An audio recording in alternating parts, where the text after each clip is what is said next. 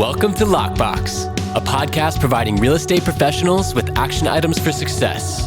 My name is Jeffrey Brogger, and I'm going to be your host. I'm the founder of two real estate marketing and tech companies, STEEZY.Digital and realnurture.io. In this podcast, you'll learn from top 1% real estate and mortgage brokers the exact secrets to their success. Welcome to Lockbox. Welcome to Lockbox. My name is Jeff Brogger, and I am honored to be here today with Tristan Ahumada. Tristan, thanks for being with us. Thanks for having me, man. Absolutely. You really need no introduction. I appreciate that too, but why don't we tell our listeners who you are and where you're from? Thanks, man. I'm from Malibu, California, real estate agent out here with an amazing real estate team, Los Angeles, Ventura County. I also run the largest real estate online community. It's called Lab Code Agents. Might have heard of it. Yeah, that's making a little noise here and there, right? And I also have a consulting arm called A Brilliant Tribe. And I'm also the Success Magazine People Editor. And I'm also an investor in companies. I mean, you can call me angel investor, VC, whatever you want to call that. And that's me in a wrap. Yes. And a lot of the real estate community mostly knows you for lab coat agents. I mean, you talk to any real estate agent that's trying to up-level their business and learn online, and they're definitely a member of Lab Coat Agents. So what amount of realtors are you up to now for Lab Coat Agents? In the Facebook group, we're up to about 136,000. As a community online as a whole, we're at about 300,000.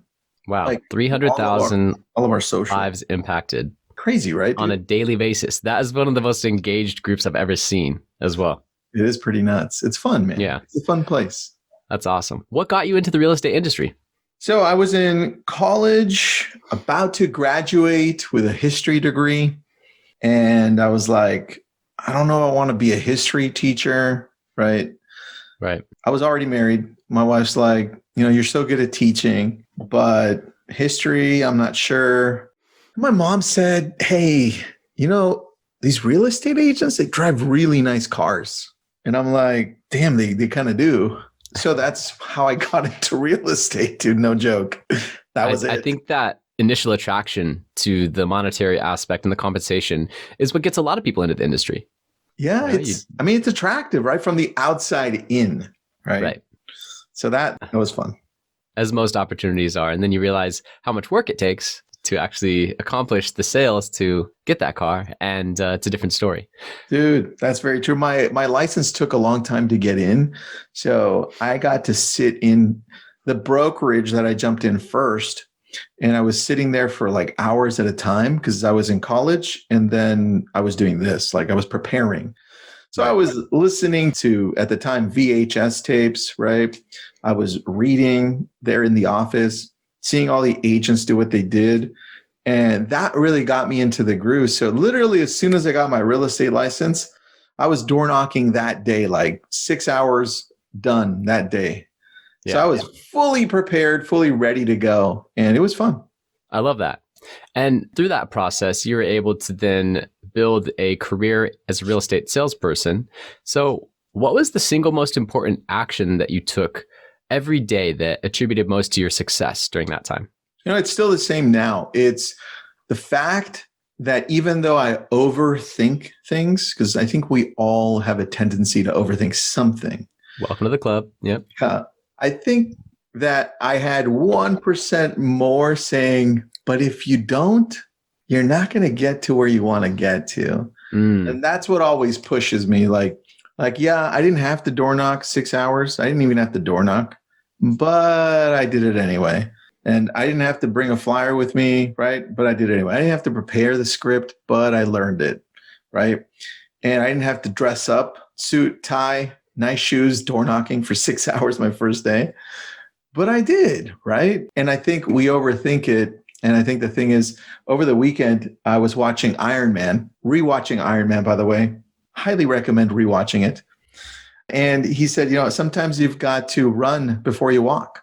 And I thought, damn, I'm glad my daughter was watching this with me. Because that is so true. Like if I didn't just dive into this business and not overthink, well, what happens after I door knock? What are they going to say? What do I do after? Then I would have just paused and would have been like, well, maybe I shouldn't. But I went ahead and did it. And I didn't know what the hell I was doing, but I just dove in. That's really the secret, man. I love that. You were able to escape and overcome analysis paralysis by just getting into massive action right away. That's right, dude. Tony Stark knew what he was talking about. Love that. So right now, you still have an active real estate team, as you mentioned. Right? I do, man. Excited about that. So what's the percentage of referral business to new business for you? Our referral business is about 15% of all of our business. Wow. Which is really good because people know like I cover a certain area. And the more that I've focused online saying that I live and cover Malibu, the more that those leads come my way. So as soon as anybody posts, does anybody know an agent in Malibu? There aren't a lot of agents here, first of all, but everybody tags me. And the important thing is that the ROI on that is insane because the average price point is $4 million. Right. And the referral check that goes out is insane too. So I think I consciously switched it from LA, Ventura County to saying just Malibu about a year and a half ago. And that hyper local, dude, much, much, much better because nobody knows what LA, Ventura County means. Usually you get a referral, like you're in Huntington, right? Yep. Usually we would get a referral that says, hey, somebody wants to move to Century City, or somebody wants to move to Culver City, or Santa Monica, or Pacific Palisades, but nobody says LA. And that was the challenge. So that's why I just said, you know what, screw it. We're going all in Malibu. I love that. I love your massive inbound online new business because so many other agents are relying almost exclusively on referrals. And they haven't really adopted that inbound strategy, the digital marketing, and obviously growing a massive Facebook group, partnering with tons of companies, acquiring certain companies as an investor. I mean, you're all about, the lead gen and creating new opportunities consistently. But just that one little tip you dropped about hyperlocal, it's so key. And I have something to run by you at the end of this, but to keep it on topic, do you have any systems in place to generate more referrals from your past clients? Yeah, from our past clients, we do. We have a lot of automation that goes into play. As soon as somebody becomes a past client, we dump them into a system that we have. Not only do we use YLOPO's retargeting, right, for our specific past clients, but we also have a drip campaign through Agent Legend. So as soon as somebody becomes a past client, that drip starts. They get a voicemail drop. A minute later, they get a text and saying, hey, just left you a voicemail because it comes from a different number. Just left you a voicemail number from my other work number. By the way, if you need anything, we're here to help you out. And then it sequences through. And then a year in, like we're always giving value, right? Always value, always value. We have a plumber, we have an electrician. Check out this great article. Yeah, we pre-chose these articles, put them in a bit.ly link. And then a year in, day 365, 364, whatever that is, they get a text at 9 a.m. because Agent Legend lets you pick what time they go out. 9 a.m. It says, hey, I'm going to be like with you. Hey, Jeff, right? Or hey, Jeffrey, guess what? And a minute later, right? If you don't respond or if you do respond, regardless, it still happens. It says, a year ago today, you purchased your home. Happy home anniversary. And that's automated. So that's part of the sequence that we have for automation. We also have a VA marketing person that handles our whole newsletter for our whole team. So each of our team members has their own database. We built out the newsletter, same content for everybody, just different heading, right? That goes out every Thursday morning to our whole database. And just little things like that, dude. I love it. And just to give the listeners perspective, what was your transaction volume last year for your team? We had combined, because I have separate teams. So first, let me disclose something. I'm with Keller, but my team is spread out among Douglas Elliman, EXP, Remax, Compass. Did I say Compass already? No. Not yet. No. All right, Compass. And we had a Century 21 and a Homes a home smart agent.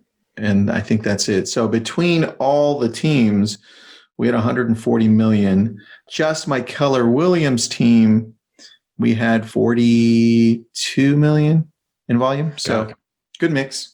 Yeah, good mix. And 85% of that's coming from inbound online lead, new business in some way, shape, or form. Yeah, correct. You got it, man. That's awesome. That's a high transaction volume, and to have so much of it coming from new. So just for any of my up and coming agents out there, there is a huge opportunity online, and Tristian is a massive testimony to that. So where do you think the industry is heading? I mean, dude, Tesla. Solid question. Yeah, I love that question. I want to have your insight on that. I know where it's heading, first of all, because I break it down. I look at all the news, talk to all the players at the highest level, like executives, CEOs. And I think that I'm going to just give you a disclosure. I think that some companies at the highest level don't even know where they're going, which is nuts, right? Nuts. But then there are some that do, which is kind of cool to see. They have an outline. They think they have the right direction. But first, let me premise it by saying, take a look at Zillow. Take a look at their financials, right? Take a look at what they've bought over the last few years, right? Take a look at how much money they get from Premier Agent alone, $1 billion a year. Take a look at what Compass owns, because they just went public. We were able to see their S1, right? Take a look at that. Take a look at EXP and what they own, right? And how they're using Verbella, how they just bought Success Magazine. Take a look at Redfin and what their plan is now that they bought RentPath. Take a look at CoStar. They just picked up HomeSnap, and they just picked up Homes.com, or are picking them up, right? Mm-hmm. As of last week, they announced it. You look at that and you begin to understand where the world is heading, right? What's next? Well, in order to compete with the Zillows, the CoStars, the Redfins, these companies like EXP, Compass, and I mean, look at how Keller Williams is structured now, all under KWX. Are they going public? If they do, holy crap. That's already the number one company, right? Mm-hmm. What's their valuation going to be? And more importantly, what are they going to do with the billions of dollars they're going to have? What tech are they going to buy? Because that would be the only reason they go public, to be able to compete fully in the world that we're heading into, against the Zillows, against the CoStars, against the Redfins, right? Even against Compass. So the world that we're heading into, right, all of a sudden is going to be more corporate, which is kind of cool. At the same time, it's kind of scary. You're heading into a world where everybody's saying, well, what about commission compression? Yeah, that's obviously. Zillow, CoStar, Opendoor, everybody wants a piece of our commission. Everybody wants a piece. And their narrative is, well, real estate's kind of messy, right? We're making it simpler for you. We got you from the very beginning when you're thinking of renting to all the way when you close. We got this for you. And we'll help you pick the right agent. And then when they send it to us, we got to give them 30, 40, 50%, right? Because we can and they can. And so you see where that world is heading. The only way we're going to be able to compete twofold, because we rely on brokerages, is if our brokerages start picking up some tech that allows us to compete. That tech needs to go direct to consumer. It can't just be focused on agents, right? And that's where we've been losing the battle the whole time. A lot of the tech out there that brokerages have, and NAR, like NAR does a great job lobbying for us, but not so much in other places, right? Where it can bring the whole world of real estate agents together to have a national MLS, dude, that's consumer centric. Right. So the world that we're heading into is going to be more consumer centric. You're going to have more commission compression. You're going to have finally the brokerages out there that are going to survive and that are going to grow. Those are going to go public. They're going to buy tech that finally helps us and works with us. And they're finally going to compete against Zillow, against CoStar, against Redfin. It took them long enough, but now they're helping. And then the last thing is you're going to have these massive mega teams, like you've never seen before. And then you're going to have the specialists, those agents that focus in a specific area. Like, are you familiar? You're in California. There's a guy in my area called Chris Cortazzo. I don't know if you know Chris, but he's a specialist, and there's like nobody can beat him out here. He does such a great job, and he's such a nice guy too. And he owns massive market share. And so people like that aren't going to die out, right? Those two types. But the agent in the middle is going to get less and less transactions, right? And all of a sudden, the broker itself with these 100% brokerages, less in splits, right? They're going to have to start looking at ancillary items to bring in insurance, title, mortgage, more of that, because they're having to take pieces of that to be able to make more money. And so the world we're heading into is going to be faster. We're going to have a lot more tech to use. But guess what, dude? At the end, it's all about relationships. Like all of this stuff, everything. The people who focus on creating and maintaining these relationships, that's who always wins. Always. 100%. This is a relationship business. It always will be. And I always relate it to luxury, on the luxury side of real estate. Like the people who have the money, they don't usually go around and trying to find any agent to work with. It has to be usually somebody that's trusted, somebody that they can rely on based on what they see online or referred to them by somebody they know, right? And when they finally talk to this agent, they do two things. They dump everything on you. Here it is. You do it because I don't have time for this crap, right? So that means they have to trust you fully. Right. Here it is. And number two, they don't ask for your commission because they know how important it is to find somebody that they trust at the highest level possible, right? So you're going to have those people at the low end, maybe middle, who are always going to cut commission, who are always going to be okay going for volume, giving half of it to Zillow, some of it to Redfin or whoever. And the other ones who say, hey, this is my value. I'm Nordstrom. I'm the Apple store. We don't give discounts, but damn, we give the most amazing service. And here's our track record. And we're in it for life with you and in this business. And that's what the future is. I love that. Very comprehensive answer. And you can already see it shaping up into what you're describing. You see the mega teams, 200 agents, 400 agents, and growing. And you see the specialists, team of 3 producing high volume. And you see it. But you're right. The in-between is what is being diluted and lost. And you and I both know 80, 90% of realtors out there are underperforming, 3 transactions or less per year. Side thing, when the economy takes a turn, they're gone. And so I think more and more with the transparency online, consumers will seek out those that are in this for life. They're showing consistent transactions. They're showing that they're an authority. They can be trusted in the community. And I love what you said about your hyper-local approach and that you live in Malibu. And then everything you post online is there. And then everything, you just are a part of that community, which it's key, man. A company can't replicate that. No, and on that, $1 billion corporation. Go ahead. Exactly. Just on a side note that has to do with this, recently, what I started saying recently was like, as Zillow transitioned fully into a brokerage, right? And they're hitting up every state and becoming a broker. It just makes it more apparent to me to be able to really see here the redundancy, I guess that's the nicest word I could use, of real estate agents posting their reviews to Zillow and not to Google or their own domain. Because, dude, do you go and say to your clients, hey, client, thanks for the amazing transaction. We loved it. We hope you loved it. Can you do me a favor and review me in the Coldwell Banker site? Here it is. Or can you review me in the Century 21 site? It's amazing. Here it is. Never. Right? I think people need to start looking at Zillow this way. Stop it. Stop asking to get reviews on a broker who's coming out for you. Go to Google or your own domain, right? I just wanted to make that super clear so that you understand what you're doing. But people are like, but Tristan, I pay for Zillow leads. That's cool. Use them. Just know the outcome. They're using you too. There is an end game to what they're doing. As long as you're aware of that, cool. But stop it with having that as a priority of where you get reviews. It Right. should be your own domain or Google. That's it.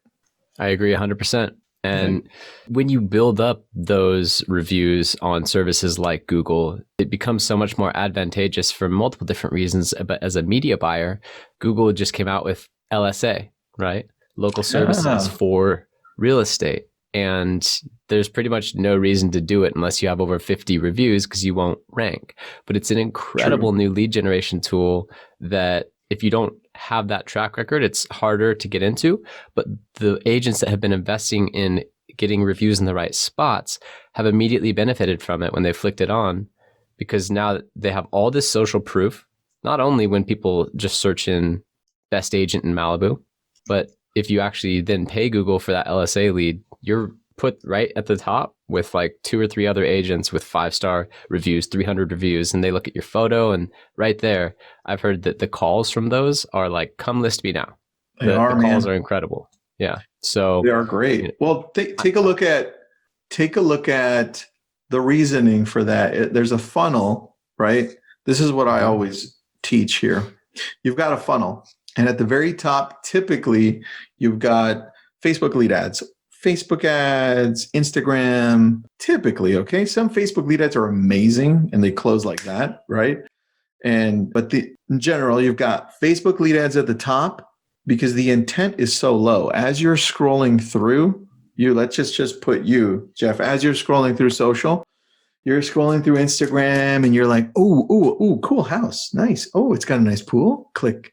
You see the pool, I get your info.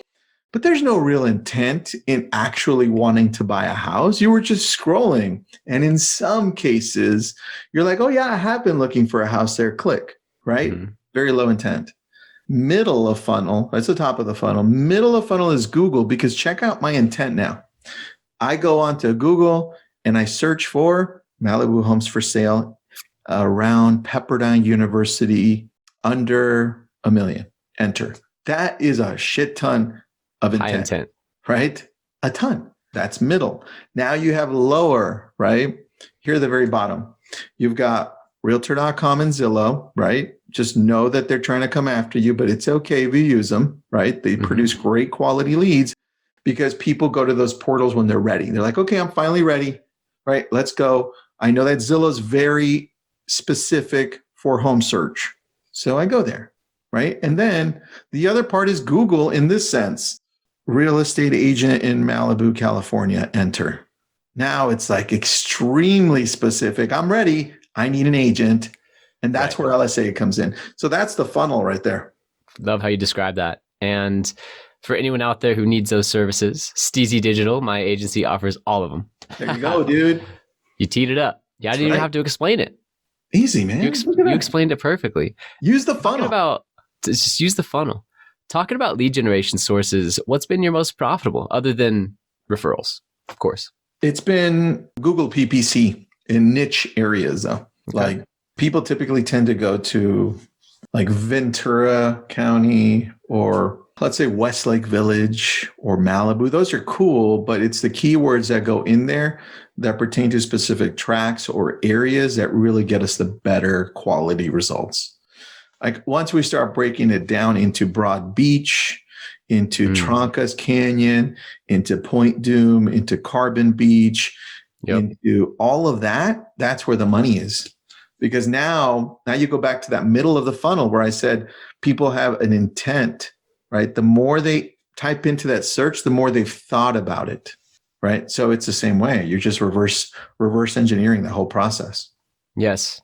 And once again, hyperlocal, when people are typing in suburbs or neighborhoods, little areas like down in San Diego, like Encinitas Ranch, that term is so much better than Encinitas or Carlsbad, and then you go then like so much deeper. So I love that. And Google PPC, that's interesting. I haven't heard that one yet, but obviously you or someone that you have doing it is doing it right. So well, also, I mean, think about this. I go with Ylopo. That's who runs most of my Google PPC. Shout out Ylopo. They have a great algorithm that has like 100,000 keywords instead of your typical 500 keywords per ad, which is a massive difference, dude. Massive. Right.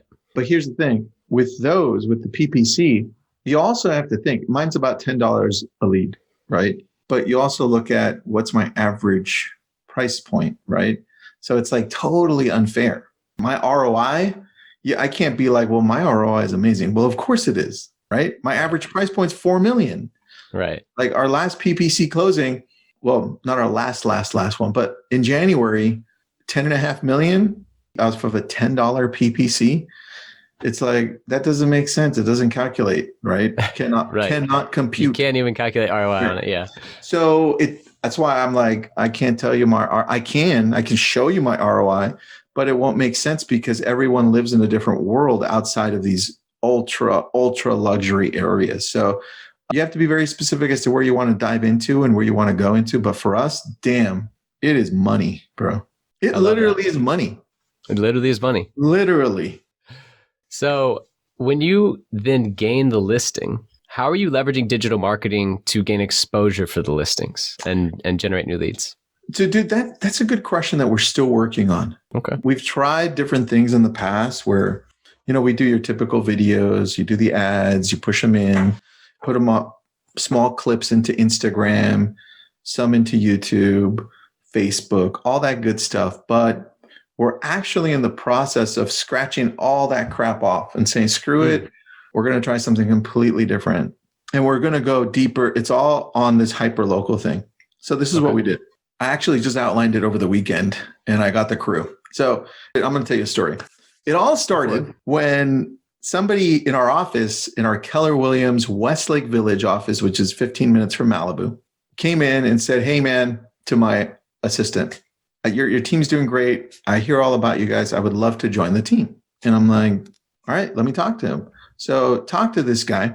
And we're talking 5 minutes in. I'm like, I really like this guy. He's a really humble, great dude. And he's telling me, check out his story. When I was 14, I was the first person to ever use a drone to film in the movies, right? I'm like, what? That's cool, right? 14? Yeah, he's like, I was one of the first ones to use it fully, and it was for Transformers. I'm like, oh, okay, cool. That's interesting. And so he keeps on talking, and he goes, by the way, I just finished working. I no longer work there, but I worked on The Mandalorian, right? I was the one that was flying that. I'm like, what? Who are you? Right? Yeah. And so we start talking more, and this guy's like insane in the amount of knowledge he has when it comes to photography, video, and drone. So I'm like, okay, you're in. Like after an hour, I'm like, okay, welcome to the team, buddy. Yeah. So now fast forward to now, because we just hired him very recently.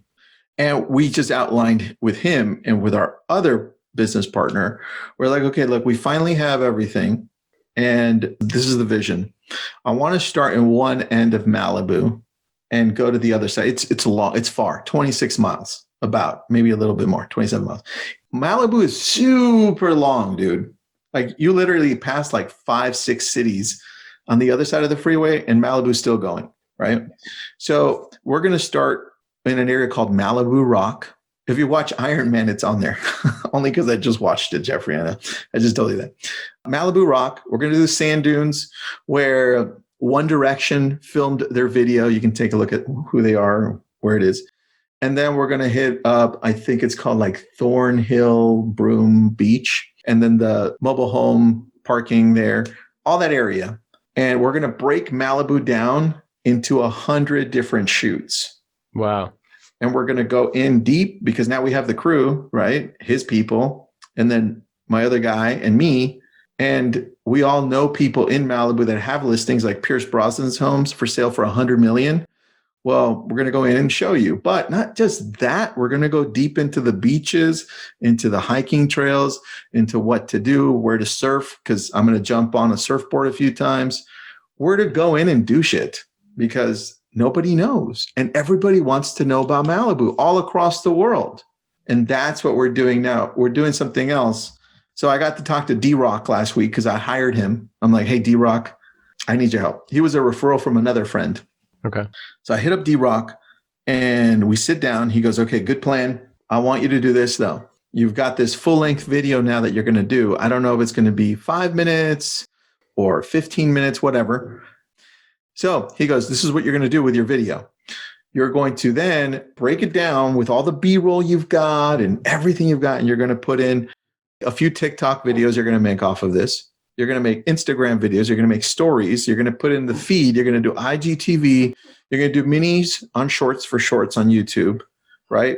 And you're going to create a whole new brand under Tristan and Associates. And then with one shot, because every Friday from this time to this time, you're going to be shooting every Friday for the rest of your life, 4 hours a day in Malibu. And you got to outline where everybody meets, and then the next week, and then the next week, and then the next week. But this multiplies on itself, especially because you're breaking it down into small pieces. That's how we then take our listings and showcase them everywhere. Because now we're making a show. Got it. And would this be broken down as, you said, 100 different shoots? So is this one YouTube channel? Or one YouTube channel, but we're making a website on it too. We already bought it. It's called You, Me, and the Boo. Got it. So You, Me, and the Boo, be shopped by us. And we're breaking it down into these pieces to be able just to showcase where we live, what we do, where we eat, how we hang, the houses, everything you can imagine about Malibu. And in between, because we know a lot of people here, we'll probably catch a few people that we talk to, right? That people want to know. Absolutely. And that is very smart. I studied a YouTube strategy about, for example, living in Huntington Beach. And it's a smaller scale version of what you're expressing.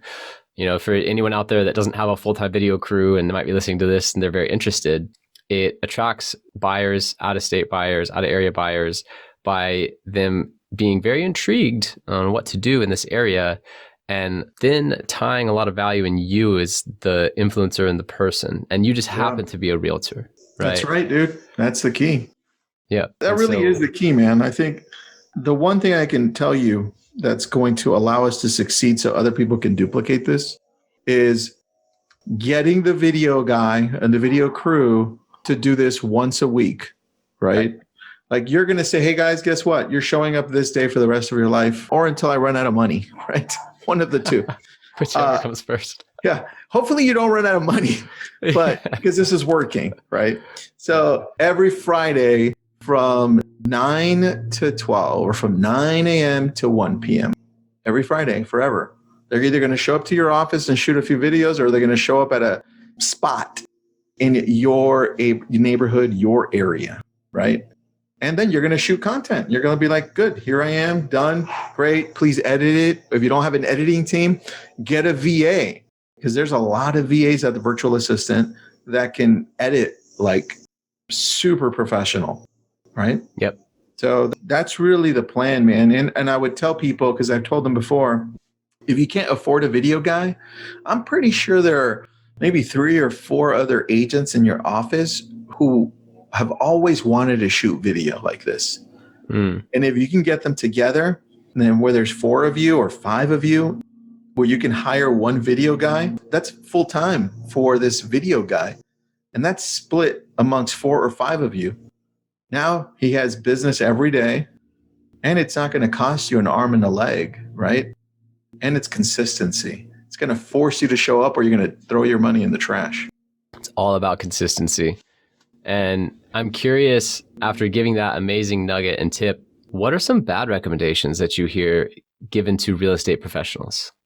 When they specifically tell you that one thing is going to work and not to try anything else, I think the one thing that we continually see is there's an older generation of agents, and not necessarily all of them, because there are some amazing ones, right?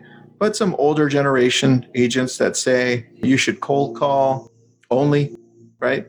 And these are the scripts you should use. And the scripts are like from like the 1700s, right? Thou shalt list with me, like that. I'm like, no, that's the wrong way to talk. So I think number one is that just listening to those people saying, hey, this is the only way you should do it. This is the only way you should go. That's tough, man, because the world that we live in, it's a combination of the old world and the new world, right? The old stuff still works. You just have to tweak it a little bit. And then when you add stuff like remarketing, and you add stuff like Facebook lead ads, and you add stuff like automation to everything that you've been doing, all of a sudden it's like, whoa, it works at a completely different level. Right. Right. So I think when somebody that is telling you, hey, you should only do this, and this is the only way to succeed, that's when your little spidey senses should flash and be like, yo, no, that's not. Tristan said, no, that's not right. Because there's so many ways to succeed in this business, man. There really is. And things that work for certain personality types won't work for others, and vice versa. So when you are evaluating something, whether it's a new company as an angel investor, or whether it is a new sexy lead generation, squirrel, here's a new thing, right? I think that a lot of realtors suffer from and are bombarded with so many offers that they're like, this, that. What's your process for evaluating what to say no to? I usually look at the team that's running it. That's really important for me. Just, do they have chemistry? Do they have the resilience to be able to make it through all the crap that they're going to possibly go through? Because this isn't easy, right? And if possible, not always, but do they have any experience in what they're doing, right? Or how passionate are they? Like, I didn't have any experience in doing a Facebook group, right? And I had a whole mess load of ups and downs, and a lot of downs, right? Because you get attacked a lot. So if it wasn't for my resilience and my passion, then there's no way I would be here right now. And it takes a lot. That resilience and the passion, it's a combination of who you surround yourself with, right? So that's why I said, let me see your team, right? Let me see who you're hanging with and how passionate are you about this? Is this the only thing that you're doing, like this level? I don't mind if you have like a part-time thing, but is this like your love, right? That's what I look at. Honestly, that's the very first thing I look at. That's awesome. It's so much more culture fit, or, whether this is your big why, whether this is your mission. Yeah. And focusing on those aspects rather than, let me see your pro forma or your... Yeah, dude, the pro forma is cool and all, but too many people focus on that. And that tells me nothing. Like, are you really in it for the long haul? How do you really feel about this? I can tell you because we get hit up probably like 3 times a week. New company, new idea, or startup, or whatever, old company coming in, they need help. And so I get to see it all. Mm-hmm. And it always comes down to that passion, dude. I wouldn't be here if it wasn't for the damn passion. Right. So you look for those characteristics in others. Yeah. Makes sense. And you alluded a little bit to some failures that you experienced along the way. So do you have a favorite failure of yours? Oh, dude, there's a whole bunch. I continually fail. My favorite failure, I don't know it was a failure, but it hit me pretty hard. And it was, you can Google it. It's one accusation that came to me and to Nick, who's my co-founder of Lab Coat Agents, where we were accused of verbally talking smack about women on a bus heading to an Inman Award ceremony. And so it wasn't me and it wasn't him. It was the person that was sitting next to us talking about the stuff he was talking about. And even then, it was taken out of proportion. But what makes better news, right? So that was a whole massive learning curve for me on handling, I guess, fame in a way for our world, right? Real estate. Because that article had over 1 million views in like a short little time. Right. And all of a sudden, Lab Coat Agents was in your face. And they didn't know. If you didn't know who Lab Coat Agents was, well, now you knew who they were. Right? And then you had to decide, do you like them or do you not like them? Right? Off of something that was fake. And so it tested my resolve. This is why I go back to passion. Because we were being attacked then at that point saying, hey, Tristan, you should just dump Lab Coat Agents or go to hell. You should die. Pretty bad stuff, dude. Right. And I was like, but I didn't do anything. But nobody wants to listen to what you didn't do, right? So I had to learn to shut all that shit out, know that what I was doing was right, because I didn't do anything, and continually prove myself through the example I was setting. So what happened is I tripled down on showing people the type of person I was, right? and also tripled down on the leadership that I needed to show people, hey, look, everything is wrong. The cool thing is we did have people stand up, like Facebook's like, you know what, we're backing them. Awesome. And you had other people, like I literally straight out got fired from Keller Williams, and I'm still with Keller. I got fired for that. Wow. Which was nuts, right? And I lost a relationship that I had with Realtor.com because of it. But dude, I'm super passionate about helping people. People could throw tomatoes at me all day and I'm still coming back tomorrow. I love that. And that is something that you addressed at Lab Coat Agents Live, the conference that I attended where we met. Yeah, dude, that's it, man. It was pretty devastating to the family. But you know what? If I had to do it over again, we learned so much from that. It was like, remember how I told you at the beginning, Tony Stark says, sometimes you got to run, right, in order to walk. Well, damn, we got thrown into a whole new world there. I had to learn how to swim. Like I was dying. Yeah. So it was good. Yeah, absolutely. And really appreciate you sharing that, you know, your vulnerability, your ability to express that it heavily impacted you. However, you have the resilience to get through it and triple down on your character. You know, you have the utmost respect from me, and I really appreciate you being on today. So Thanks, there a question that I should have asked you or anything that you'd like to elaborate on from earlier?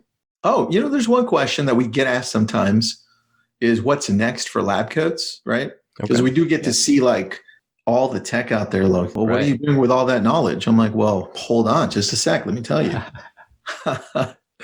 We're going to continue to do Lab Coat Agents as a group on Facebook. I don't think Facebook's not dying anytime soon. It's the third most visited website in the world with 25 billion monthly visitors. It's insane. But what we are doing is we're creating a premium community outside of Facebook. Less noise, more curated content, not something expensive, like, dude, just a few dollars. Because remember, we're in the Netflix world, but its own app, Android, iPhone, iPad, and website. So that's what we're building right now. It should be ready by June, about a month and a half. Amazing. And I know for myself, I'm a premium subscription kind of guy. I like to cut out the noise. I like to get with the people who are invested enough to at least just put a credit card on file and become a part of the community. So that's it, dude. That's it. Yeah, it's simple. And I love that. You already offer so much value in Lab Coat Agents, but with 130,000 people commenting, posting, you know, it is a lot of noise. So it gets noisy. It gets noisy. It's noisy. Awesome. Well, how can listeners contact you if they're interested? You know, go to Instagram. It's my name, Tristan.Ahumada, and you can message me there. Any questions you have, I'll answer them back. And then follow me on Instagram. Of course. Tristan Ahumada, thank you so much for being on. You're not only the leader of multiple real estate teams, angel investor, and you have so many things going on. I really appreciate you taking this hour to just spend some time with us, drop some knowledge. Really appreciate it. Thank you so much for being here. Thanks, man. Thanks for having me. I appreciate the opportunity. Absolutely. Thank you for listening.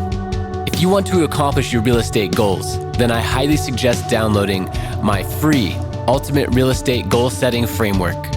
The link is in the description of the show, and it will help you break down your annual income goal into the amount of phone calls, appointments, or open houses you need in order to achieve that goal.